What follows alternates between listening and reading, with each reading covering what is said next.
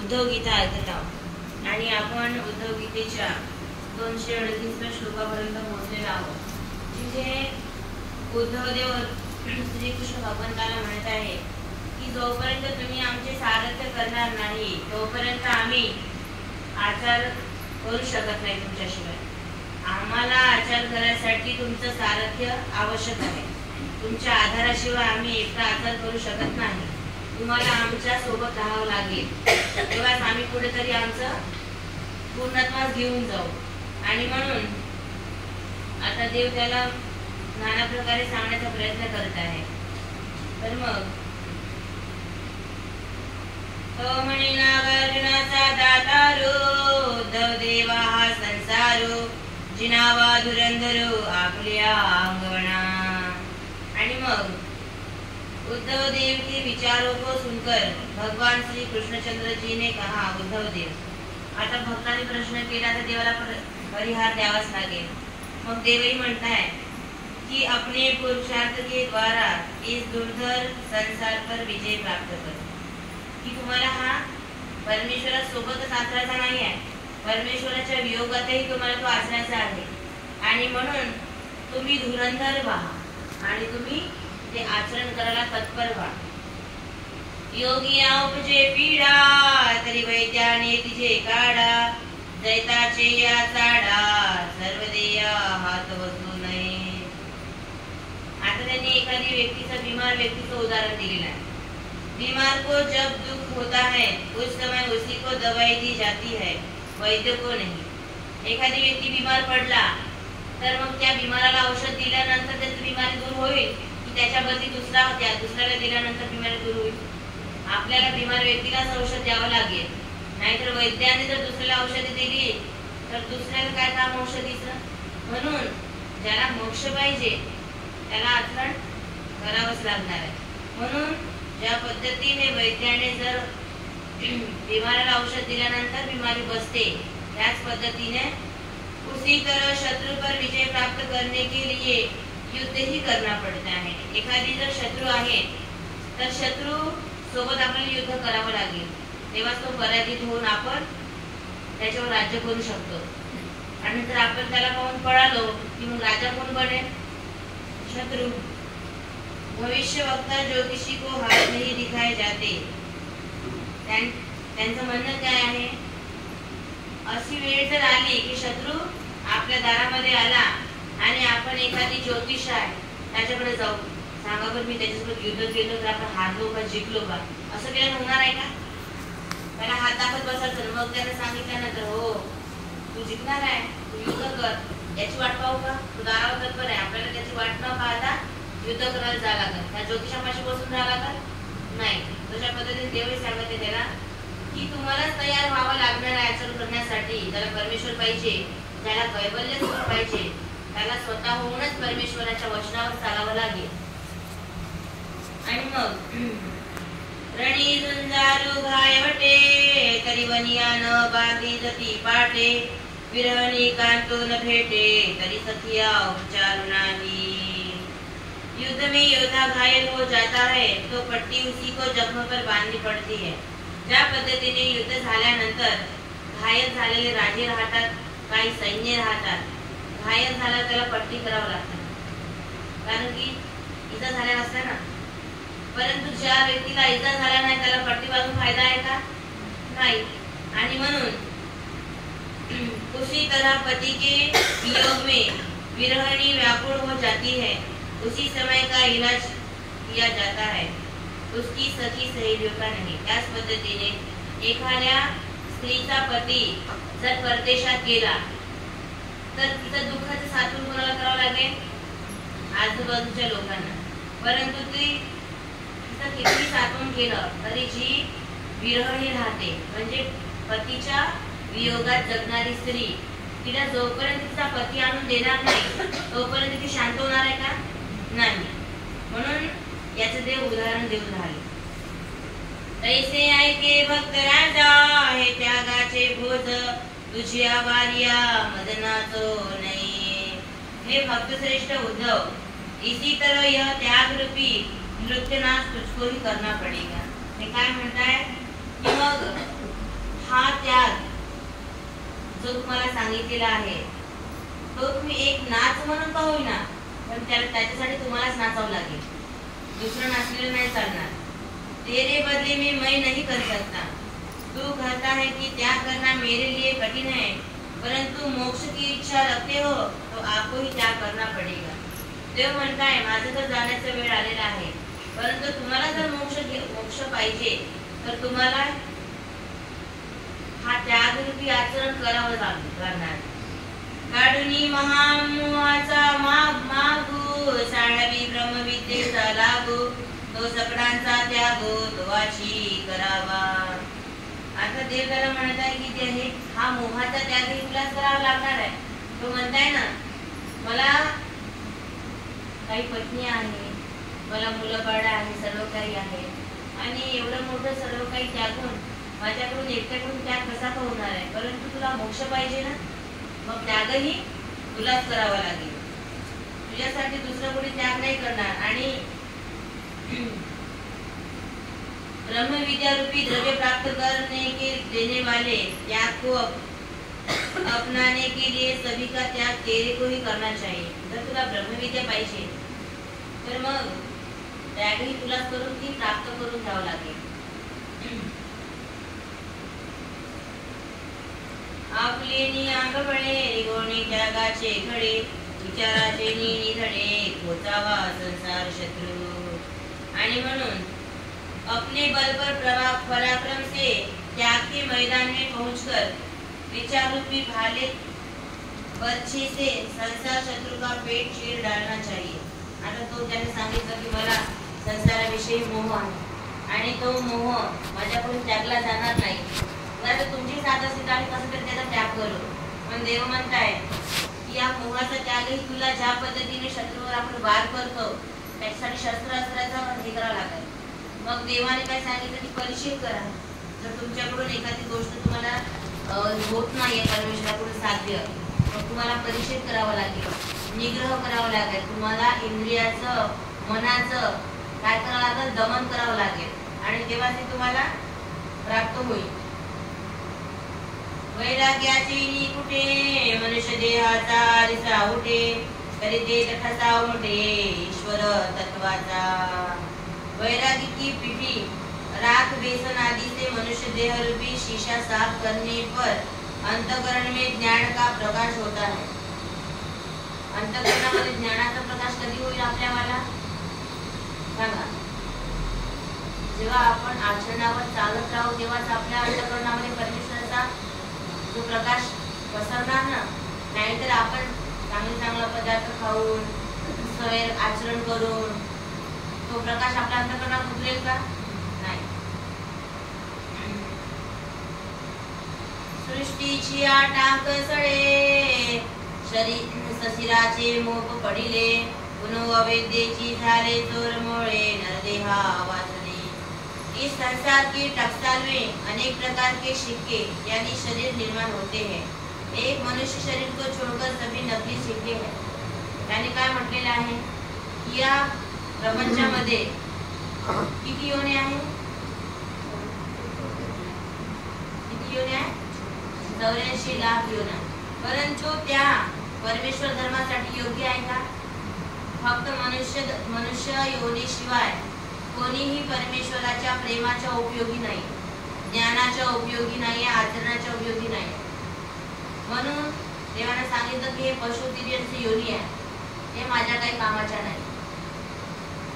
परमेश्वर प्राप्तीला जाण्यासाठी काय त्या उपयोगी ते आचरण करणार आहे का? ज्ञान ग्रहण करणार आहे का?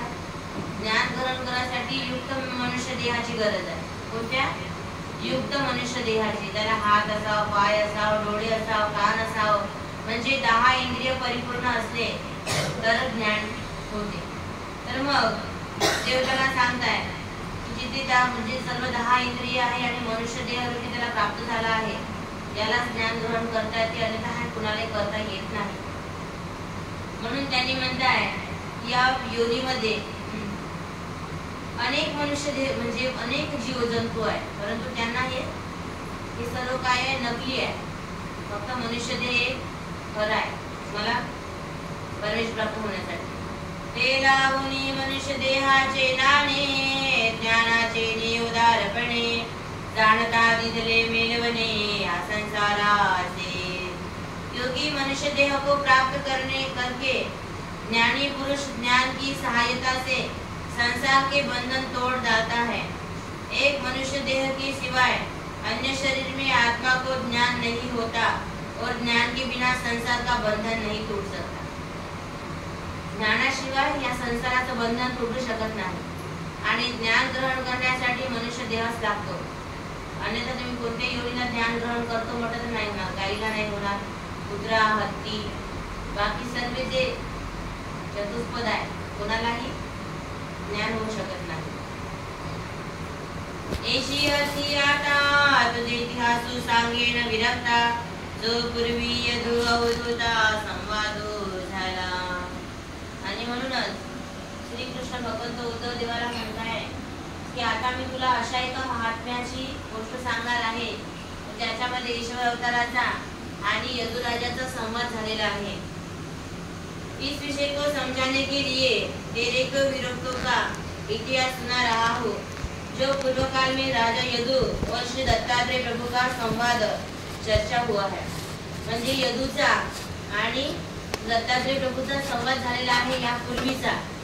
आणि म्हणून आता तुझे ऐक.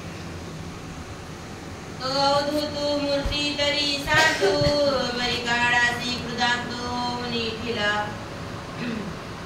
तो अवधूत मूर्ती तरी सांगतो, बरी काळाची कृदांतो होऊन ठेला. अवधूत रूप श्री दत्तात्रेय प्रभु की मूर्ति अत्यंत शांत परंतु माया मोह को नष्ट करने के लिए मानव यमराज ही थी. त्यांनी म्हणतात श्री दत्तात्रेय महाराजांच्या मूर्ती जेव्हा वर्णन त्या यदुराजाने दत्तात्रेय प्रभूला सांगितलं तर ते कसं आहे? मोह माया नष्ट करणार आहे. कारण की त्यांची मूर्ती किती 32 वर्षांनी सुंदर होती.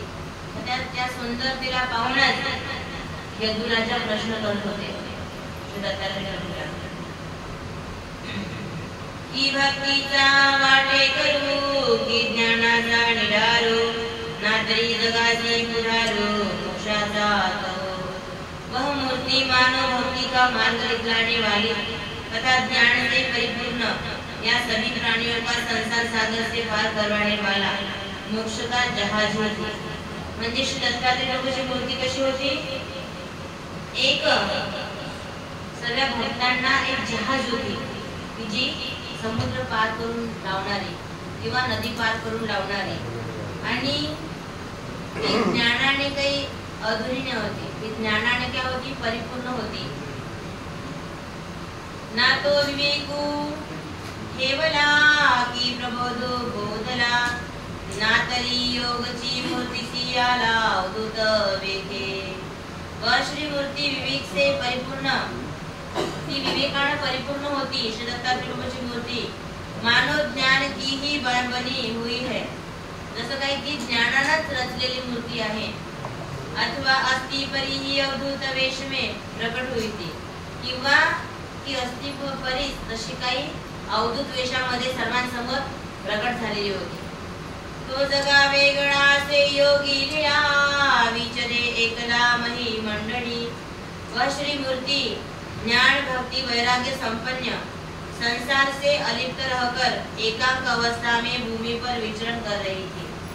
श्री दत्तात्रय महाराजांची जी मूर्ती होती ती ज्ञान भक्ती वैराग्याने परिपूर्ण होती आणि अशी एकांतात फिरत होती। दत्तात्रय महाराज माहिती आहे ना, एका ठिकाणी वास्तव्य नाहीये।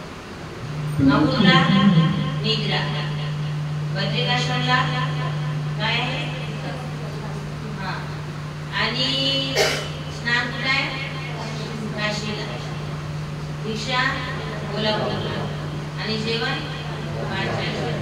एक स्थिर आहे का हा त्यांचा नित्यदिनीचा क्रम आहे, कारण ती वरदान दिलेली आहे आणि म्हणून ती स्थिर नाही। म्हणून ही मूर्ती कशी आहे, ज्ञान भक्ती वैराग्याने परिपूर्ण असून या भूमितलावर विचरणारी आहे, स्वतंत्र फिरणारी आहे। तो खेळतो मेदिनी पातला युवराजाची राजधानी, तेथ राहिला तपोवनी सिद्धनाथाचा। वह अवधूत मूर्ति भूमि पर लीला करती हुई राजा यदु की नगरी के समीप पहुंची थी। कुठपर्यंत पोहोचली, यदु राजाच्या राज्यामध्ये श्री दत्तात्रय महाराज फिरता फिरता निघाले होते। तथा सिद्धनाथ के तपोवन में एक पेड़ के नीचे विराजमान थी, आणि मग तिथे सिद्धनाथाचं मंदिर होतं आणि तिथे जवळ कुठेतरी एका झाडाखाली श्री दत्तात्रय प्रभू बसलेले होते। कवनी एकी वेळी यदु निघाला विहाळी, तव देखिला झाडातळी अवधूत तो। एक दिन राजा यदु सैर करने के लिए निकला, तब उनको पेड़ के नीचे बैठे हुए श्री दत्तात्रय प्रभु के दर्शन हुए। आणि मग तिकडून फिरत फिरत यदु राजा आला आणि यदु राजाने श्री दत्तात्रय महाराजांच्या मूर्तीकडे पाहिला आणि पाहिल्यानंतर तेथ चरण नमस्कारिले, मग राये पुसिले, कैची विजय केले तुम्ही या नगरासी। ज्याच्याकडून काहीतरी पूर्व चांगले कर्म घडलेले आहे अशाच व्यक्तीला हे परमेश्वर आहे आणि मी जीव आहे अशी भावना निष्पन्न होते, किंवा हे कोणीतरी श्रेष्ठ पुरुष आहे अशी भावना निर्माण होते। सर्वांना नाही, बाकी कोणी पहा की नाही कधी दंडवतही घेत नाही साधू संतांचा, आपले जे साधक आहे परमाधिकाराचे त्यांनाही दंडवत करत नाही। असाच जर हा आपण समोरच्या जन्मामध्ये गेलो तर हा अनाधिकार आपला चालू येईल, परंतु यदु राजाला नाही, त्याच्या राज्यामध्ये कोणीतरी श्रेष्ठ पुरुष आलेले आहे बा, झाडाखाली बसले, त्यांनी पटकन जाऊन नमस्कार केला आणि देवाच्या श्री चरणावर त्यांनी नमस्कारही केले, डोकंही ठेवलं आणि मग तुम्हा हिंडताय सृष्टी ऐसे कवने पुरखेसी झाली भेटी, ज्या संसाराची दाटी मनवली इस संसार में विचरण करते हुए किस महापुरुष को आपको दर्शन मिला हुआ, जिनके ज्ञानोपदेश से ये आपने संसार माया मोह को बिल्कुल समाप्त कर दिया। आणि त्या यदुराजाने देवाला प्रश्न केला, असा कोण महापुरुष आहे का तुम्हाला ज्ञान देऊन तुम्हाला हे सर्व संसाराचा त्याग करण्यासाठी सांगितलं किंवा शिकवण दिली, असा कोण श्रेष्ठ पुरुष आहे? कारण की श्री दत्तात्रय महाराज पाहायला अतिशय सुंदर होते, 32 लक्षणी होते, आणि म्हणून यदूने विचारलं की कोणत्या पुरुषाने तुम्हाला हा त्याग सांगितला की तुम्ही असे एकटे विचरण करत आहे? कवनाचा मनोमासा धावे अर्थ कामाची आविषा, या धर्माची प्रशंसा कौन न करे।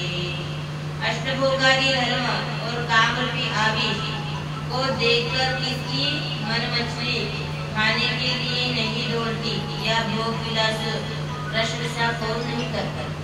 त्या ठिकाणी म्हणतात या संसारामध्ये इतक्या चांगल्या चांगल्या वस्तू आहेत, उपभोग घेण्यासाठी सहज कोणाही पुरुषाचं मन या प्रपंचाकडे धावते, या उपभोगिक वस्तूकडे कोण आहे जो पाहणार नाही, याचा आस्वाद घेणार नाही। तू अंगविना पुरुषा सकळ कळा जाणता, ऐसा ही अकर्ता हे मज नवलपे। आप परम पुरुषार्थी एवं सभी कलाओं के ज्ञाता होकर भी कुछ भी करते हुए नजर नहीं आ रहे, यह बड़े आश्चर्य की बात है। तो यदुराजा विचारता है की तुम्ही सर्व कलेमध्ये परिपूर्ण आहात, असं वाटत नाही की एखादी कला तुम्हाला येत नसेल, तरी पण तुमच्याकडे पाहून मला आश्चर्य होत आहे की तुम्ही असं कसं या सर्व गोष्टीला नजरअंदाज करून राहिले, म्हणजे या प्रापंचिक सुखाला कशी का तुम्ही नजरअंदाज करून राहिले. सोडवून मत पिसे खेळत असती तैसे, एरवी ज्ञानाचे प्रकाशे देखी चराचर. अज्ञान बालक के समान आप खेल क्रीड़ा कर रहे हैं और अपना ज्ञान के प्रकाश से चराचर सभी वस्तुओं को देख रहे हैं.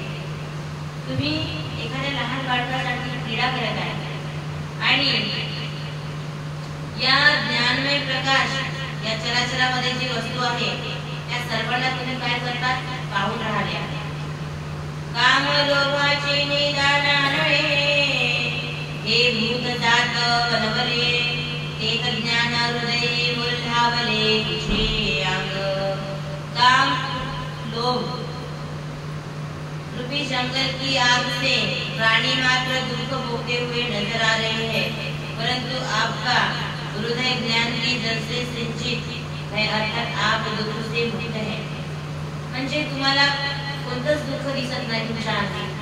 तुम्ही इतके खुश दिसताय. म्हणजे एखादी त्यागी व्यक्ती असतो, एखादी निराश दिसतो, काही त्याला भेटत नाही बा म्हणून कदाचित त्याग करता शुभेच्छाची पाहणाऱ्या व्यक्तीची काय होणार त्याच्याकडे पाहून, याला काही भेटत नाही म्हणून हा असा उदास आहे किंवा हा विरक्त आहे, चार चौघात मिसळत नाही, बोलत नाही. परंतु तुम्हाला पण असं वाटत नाही. तुम्हाला तर पण असं वाटते जसं काही तुम्हाला सर्वच माहिती आहे, परंतु तरी तुम्ही तटस्थ आहे. तुमच्यामध्ये काही हालचाल दिसत नाही तुम्ही प्रपंचाविषयी. आपका हृदय ज्ञान के जल से सिंचित है, अर्थात आप दुख से मुक्त है, म्हणजे तुम्ही दुःखाच्या वेगळे आहे. आत्माचा विना विद्याची बोला कैसे कुंभेला आनंद तुझ. पंच विषयों के सिंचन से आत्मा को क्षणिक सुख प्राप्त होता है, परंतु आपके पास विषयों का संबंध न होते हुए भी आप आनंदमय नजर आ रहे हैं. अर्थात आपको यह आनंद किस तरह प्राप्त हुआ. म्हणजे पाचही इंद्रिय तुमच्या जवळ आहेत आणि पाचही इंद्रिय असून तुम्ही त्याचा उपभोग घेत नाही इंद्रियाद्वारे कोणत्याच वस्तूचा, आणि तरीही तुम्ही इतके आनंदित कसे का. म्हणून त्यांना विचारताय तुम्हाला हा आनंद कशामुळे प्राप्त झाला. बाकीचे लोक मुलं आहे, बाळ आहे, पत्नी आहे, घर आहे, गाडी आहे, घोडा आहे, सुखी आहे, परंतु तुम्ही तर एकटे वनामध्ये फिरताय. तुम्हाला हे सुख कशामुळे प्राप्त झालं तर तुम्ही आम्हाला सांगा. आप ऐके उद्धव देवा यदि दुसले ऐसी आसवा, मग ज्ञान बंधू बलवा तो निर्पिता झाला.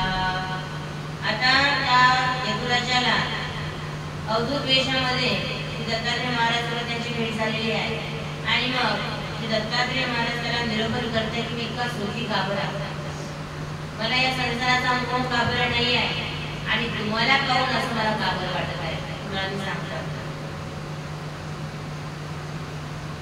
राजा यदु के पूछने पर श्री दत्तात्रेय प्रभु ने राजा यदु को इस प्रकार का ज्ञान मार्ग का उत्तम उपदेश करना शुरू किया.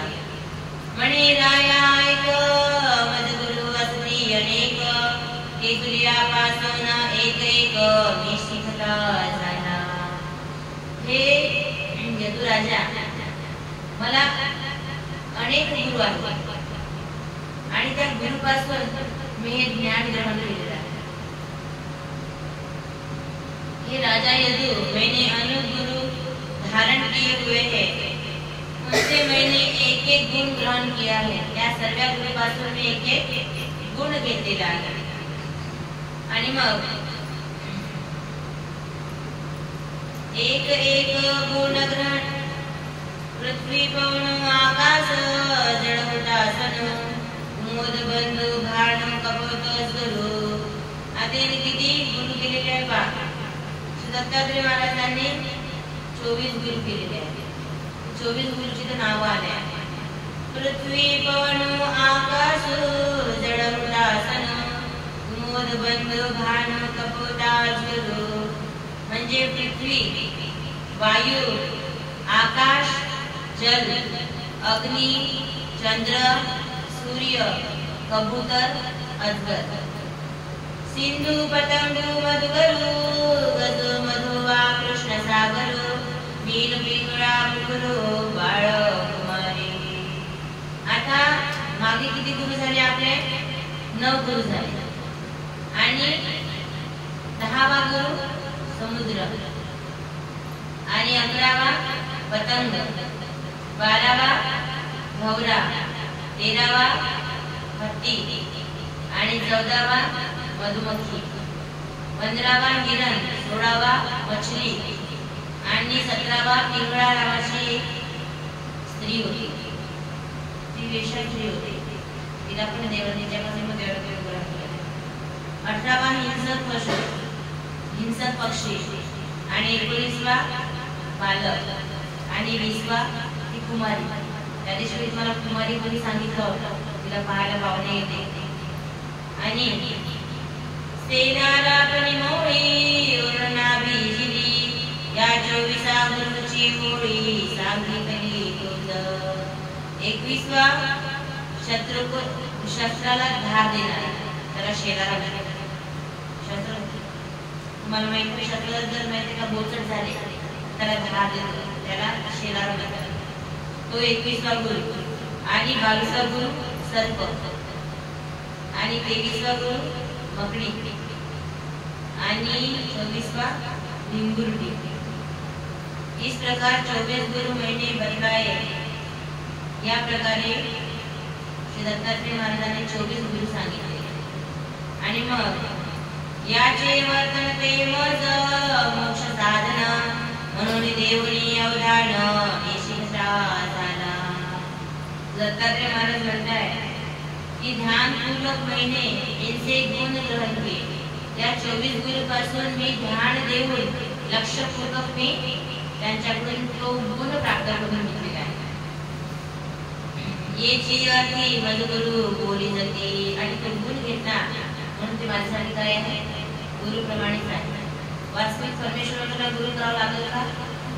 नाही, कारण की स्वतःच ते परमेश्वर अवतार आहे आणि ते स्वतःच ज्ञान विज्ञान धारण करू शकतात.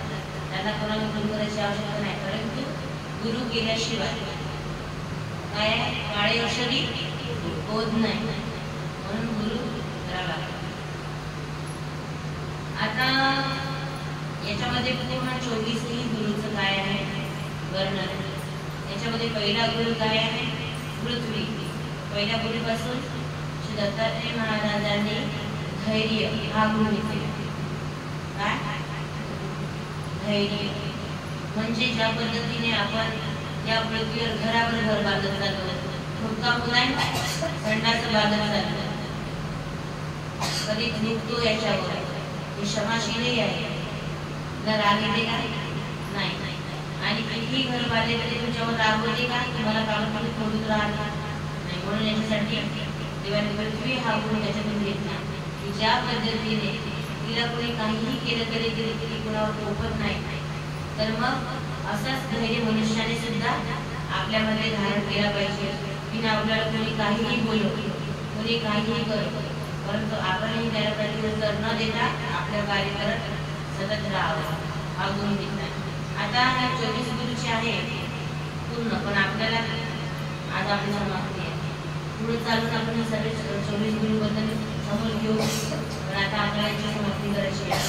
परंतु जेव्हा नाना पद्धतीने दत्तात्रेय महाराजांचा आणि यदुराजाच्या बद्दल माहिती देऊन झाल्यानंतर श्री कृष्ण भगवंत म्हणतात की आता एवढं सर्व काही दत्तात्रेय महाराजांना सांगितलेलं आहे आणि स्वतः ईश्वर अवतार याच्याबद्दल आचरणही करत आहे.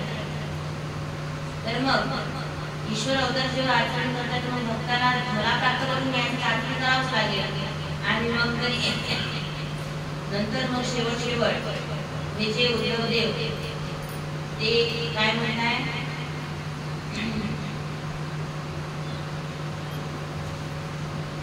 एक त्यांचा श्लोक आहे. म्हणून संसारी द्यावी माझी भक्ती श्री अलंकारी, तोच एक छत्री राणी करी आनंद मंडलीचे। क्योंकि इस संसार में जिसने मेरी भक्ति का अलंकार धारण किया हुआ है वही पूर्ण रूप से श्रेष्ठ आनंद का अनुभव लेता है। ज्या व्यक्तीने हा अलंकार धारण केला आहे भक्तीचा, वैराग्याचा, ज्ञानाचा, त्यालाच मोक्ष प्राप्त होतो, अन्यथा कोणी याचा आनंद घेऊ शकत नाही, अधिकारी बनू शकत नाही। म्हणून देव त्याला काय म्हणतो की हे आधी नाही, उद्धव देवा तुलाच करावं लागेल। माता ब्रह्मशंकरेसी मदप्रीती नाही कैसी, दोन राग नाही लक्ष्मीसी रता पाप कैसा। देव म्हणताय मला ब्रह्माची आवडी नाही, महादेवाची आवडी नाही, मला लक्ष्मीची आवडी नाही, तर मला अत्यंत भक्त प्रिय आहे माझी। आणि हा उपदेश मी आपल्या भक्ताला देतो, मला दुसऱ्याला देत नाही। किंबहुना सहसा आपल्या स्नेहे नाही कैसा, उद्धव देवा मनका जैसा तू पण येसी। हे उद्धव, अधिक क्या बतलाओ, जितने प्रिय तुम मुझे हो उतना प्यारा मुझे स्वयं से ही नहीं है। म्हणजे जितका प्रिय तू मला आहे भक्त म्हणून, तितकं प्रेम मी स्वतःवरही करत नाही। श्री कृष्ण भगवंत म्हणतात मी स्वतःवर तेवढं प्रेम करत नाही। भक्ता ते अंगेसी मी धरी अहनिशी, केवळी ते आसी संवेना। मैं भक्त को हमेशा ही रात दिन अपने पास रखता हूँ। मी भक्ताला काय करतो, रात्रंदिवस आपल्या जवळ ठेवतो आणि कधीही उसको भूलता नहीं, यानी दूर नहीं करता। मी त्याला कधीही भूलत नाही। यासाठी त्या दिवशी आपल्याला सुनीचा दृष्टांत दिला नाही। राजा ज्यावेळी झोपतो सोबत घेऊन झोपतो, गावात जातो सोबत घेऊन जातो, आसनावर बसून त्याला काही सांगायचं नाही, जवळच ठेवतो, कधीच विसरत नाही। त्या पद्धतीने देवही म्हणत आहे मी भक्ताला कधीही विसरत नाही, त्याला सोबतच ठेवतो। सवे सवे पाठी सन्निधानाची घरटी, संसारेची परिची शेवटी विचित्या लागी। हे उद्धव देव, मैं भक्त के पीछे पीछे चलकर उसकी रखवाली करता हूँ। देव काय म्हणताय, मी भक्ताला दिसत नाही पण त्याच्या पाठीमागे चालून चालून त्याचं रक्षण नक्की करतो। अंत में मैं ही विशेष ज्ञान की बात उसकी अविद्या का नाश करता हूँ। आणि शेवटी जेव्हा त्याला शाब्द ज्ञान, अपरोक्ष ज्ञान, सामान्य ज्ञान आणि विशेष ज्ञान झाल्यावर त्याचा अविद्या छेद करून मी स्वतःच प्राप्तीला घेऊन जातो। तो भक्त चक्र सोडून मी आकीला लवे वाढू, मनोनीती आसी नाही कवनाचा पाडो या चराचरी। मेरे द्वारा प्रेम प्रदान किया हुआ भक्त सर्वश्रेष्ठ है, अतः उसकी तुलना चराचर संसार के किसी भी प्राणी से नहीं की जा सकती। मी ज्याला मोक्ष देतो ना तो या जगातला सर्वश्रेष्ठ व्यक्ती आहे, अन्यथा या जगामध्ये त्याच्यापेक्षा श्रेष्ठ प्राणी अजून दुसरा कोणीही नाही। या नाही क्षुधा पिपासा निवर्ते द्वंद्वाची अवदसा, समूले घुटे पाश विकल्पाचा। क्योंकि उस प्रेमी संचारी भक्त को भूख, प्यास आदि शरीर के अष्ट स्वभाव की पीडा नहीं होती। ज्याने माझ्यासाठी धर्म मानत बसला आहे जो व्यक्ती, त्याला क्षुधा म्हणजे काय होते, क्षुधा पिपासा मलमूत्र काय आहे, म्हणून देव म्हणतात त्याला तहान लागत नाही, त्याला भूक लागत नाही, आणि उसे विकार ही सताते हैं और विकल्प का बंधन उसका बिल्कुल समाप्त हो जाता है। त्याचे जे विकार विकल्प आहेत ते काय होतात, समाप्त होऊन जातात, त्याचे बंधन त्याला लागत नाही। पिया वैराग्याचे बैसणे, शांब सुखाचे पाय पोसणे, उत्तरी गती निर्मलवणे अष्टमहासिद्धीची। चैतन्य विद्यावंत के वैराग्य का प्रेमी भक्त के लिए आसान विचार किया जाए तथा चैतन्य और विश्व के सुख का उसके लिए पैसा करने वाला बनाया जाए और अष्टमा सिद्धि को उसके ऊपर से उठाकर फेंक देना चाहिए। कोणतं सुख त्याच्या बराबरीचं नाही, चैतन्य विद्येचं पण नाही, विश्वेचं पण नाही, आणि अष्टमहासिद्धी आहे। या सिद्धीचं सुख सुद्धा याच्यावरून पाय प्रश्न म्हणून ओवाळलं निघण्यासारखं आहे। म्हणजे याला कोणतं सुख परमेश्वराच्या सुखापेक्षा श्रेष्ठ वाटत नाही. म्हणून ये संसारी तयाले माझी भक्ती श्री अलंकारी तोची एक छत्र राणी मंडली आनंद मंडली. क्योंकि इस संसार में जिसने मेरी भक्ति का अलंकार धारण किया हुआ है वही पूर्ण रूप से श्रेष्ठ आनंद का अनुभव लेता है. आणि हा सर्व त्याग करतो त्याला जो आनंद प्राप्त होतो तसा आनंद कोणालाही या जगात प्राप्त होऊ शकत नाही. ऐके भक्त चक्रवर्ती हे वैराग्य ज्ञान भक्ती या गोप्य अति प्रीति हे भक्त श्रेष्ठ उद्धव ध्यान देकर सुनो. मैं अत्याधिक प्रीति के कारण तुम्हें ज्ञान भक्ति वैराग्य का गुप्त रहस्य बताता हूँ. मी हे गुप्त रहस्य तुला काबर सांगतो कारण तू ज्ञान भक्ती वैराग्य करू शकतो आणि तुला साध्य आहे म्हणून. हे संसार सकल शास्त्राचे रहस्य सर्व धर्माचे जिव्हार कैवल्याचे निरूपण है. यह सभी शास्त्रों का सार है तथा सभी धर्मों का रहस्य और ब्रह्मविद्या की जीवन कला है. ही जीवन कला म्हणजे त्याला जीवन जगण्याची कला सांगून चालले ना. म्हणून तुझी हृदय कथा हे आले निरूपण कथा की काही असे संदेह व्यथा मना माझी. हे उद्धव मेरे द्वारा किया हुआ उपदेश तुम्हारी समझ में आ गया. तुम्हारे मन में किसी प्रकार का संदेह का कष्ट शेष रहता है. सांग तुझ्या मनामध्ये तुला प्रश्न राहिले का? आतापर्यंत जे तुला ज्ञान सांगितलं तो म्हणे उद्धव देवो जी तू निरोपिता सर्वज्ञ राहो एक संदेह उठाओ की उनकी भी होईल. तेव्हा उद्धव म्हणताय भगवान श्री गुरुचंद्र के अमृतमय वचन सुनकर उद्धव देव ने कहा हे सर्व अंतर्यामी आपके द्वारा उपदेश करने पर संदेह किस प्रकार रह सकते हैं. तुम्ही आता स्वतः ईश्वर अवतार आहे. तुम्ही मला निरूपण केलेलं आहे आणि तुम्ही जे उत्तर दिलेले आहे त्याच्यात व्यक्तींची शंका नाही. मला आता कोणतीही शंका जसं आता हे गीता जेव्हा सांगताना अर्जुनाचे संशय संपले तेव्हा देवाने त्याला म्हटलं की अजून काही प्रश्न आहे का तुझ्याकडे. ते तो काय म्हटलं की माता माझे सर्व संशय दूर झाले आणि आता मी तुझे म्हणशील तथा बोल.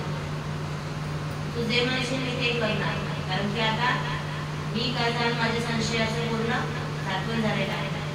म्हणून तुझे म्हणशील ते करेल. शेवटच्या श्लोकामध्ये ना तुझे म्हणशील तेच मी करणार. तुझे निवाचा सुधारे तुझे अज्ञानाचे अंधारे म्हणून तुझे वचन सर्व प्रकारे मत करणे आहे. आता तयार एवढे सर्व उदाहरण दिल्यानंतर नाना प्रकारचे आता तो उद्धवदेव काय म्हणताय हे प्रभु आपकी वाचा अमृत से अज्ञान रूपी अंधकार समाप्त हो जाता है. इसलिए सब प्रकार से आपकी आज्ञा पालन करना मेरा कर्तव्य. आता मी तुझ्या सर्व बोललेल्या वचनाचं पालन करणार. तर श्री कृष्ण राव म्हणे उद्धव देवा हा ज्ञान रत्नाचा ठेवा भलते हाती निधावा अधिकारी. परंतु हे जे ज्ञान आहे जे मी तुला दिलेलं आहे ते तुला कोणालाही देता येणार नाही. अधिकाराशिवाय हे ज्ञान तुला कोणालाही देता येणार नाही. हे निरूपण न सांगावे नास्तिका आणि बोलावे दांभिका ऐकून गावे निंदका विशेषता. हे निरूपण नास्तिकवादी जो देव मानत नाही अशा व्यक्तीला ऐकवू नको आणि न बोलावे दांभिका जे दांभिक लोक आहे अहंकारी लोक आहे त्यांच्याकडे तू सांगू नको. ऐकून गावे निंदका आणि जे निंदा करणारे लोक आहे त्यांना सुद्धा हे ज्ञान सांगू नको. ज्ञानवत माझी शरणागता निर्भावे भक्ता मुमुक्षु विरक्ता भक्त करणे. जे व्यक्ती मला शरण आहे ज्या व्यक्तीला निरूपण ऐकायची अर्थ आहे आणि जे मुमुक्षु आहे म्हणजे मोक्षाची अपेक्षा करणारे आणि मग बहुता विरक्ता अशा विरक्त लोकांना हे ज्ञान सांगू शकते. परंतु जे लोक मागे सांगितलेले आहे त्या लोकांना सांगायचं नाही.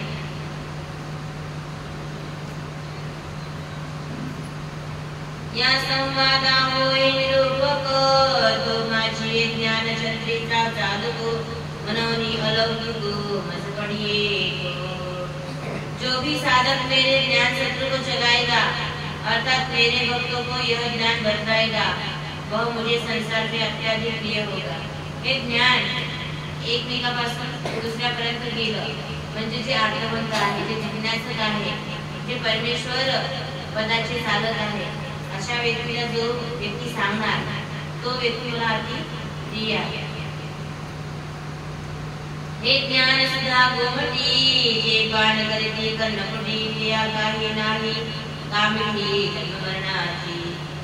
इस उत्तम ज्ञानामृत का जो भी श्रवण करेगा उसको संसार में जन्म मृत्यु प्राप्त नहीं होगा अर्थात जन्म मृत्यू के बंधन से वह मुक्त हो जाएगा.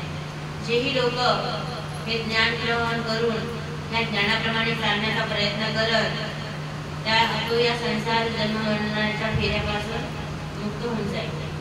मग नागार्जुनाने चेली दातारे तेने श्री चक्रधरे उद्धव देव पाठविणे उत्तरे परिभाष. हे सर्व काही सांगितल्यानंतर उद्धव देवाला देव काय करतात की आता तुम्ही बद्रिकाश्रमला जा. कारण की त्यांनी जेवढं ज्ञान ग्रहण केलं आता फक्त राहिलं आचरण. कारण की श्रीकृष्ण भगवंत चालले निजधामाला. मग आता भक्त राहून काय करणार होते म्हणून ते देवाने त्यांना बद्रिकाश्रमला पाठवलं. हा संवादी श्रीकृष्ण उद्धवाचा आणि आपुरी लागला उद्धवाचा हरी ओढवो शुभोक्तीचा ठाकोने. आता कवी काय म्हणतात कि कवि कह रहे हैं कि श्री कृष्ण उद्धव का संवाद भागवत के 11वें स्कंद का संस्कृत से मराठी में काव्य रूप अनुवाद किया हुआ है. सुखदेव के द्वारा किए हुए क्रम में बदल नहीं किया है. आता याच्यामध्ये त्यांनी जे 11वा स्कंद आहे 11 स्कंद त्या कंदातून श्री कृष्ण भगवंताचा आणि उद्धव देवाचा जो जे त्यांनी ज्ञान सांगितलेलं आहे तिथून ते कथारूप होतं. ते काव्यरूपामध्ये सुखदेवाने जे सांगितलं त्या पद्धतीने जसं तशी त्या कवीने मांडणी केलेली आहे.